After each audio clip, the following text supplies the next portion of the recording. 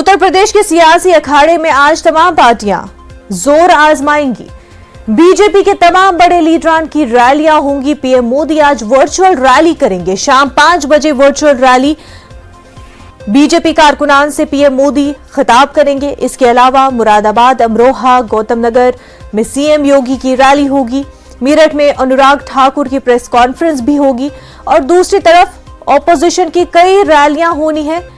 Samajwadi party के सदर अखिलेश यादव आज लखनऊ में ममता बनर्जी के साथ प्रेस कॉन्फ्रेंस करेंगी, तो वहीं गठबंधन में उनके साथ जयंत चौधरी हापुड़ में चुनावी प्रचार करेंगे।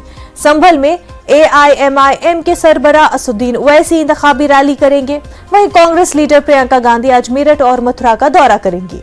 दोपहर 12 बजे के बाद प्रियंका मथुरा में एक जलसे आम से खिताब भी करेंगी।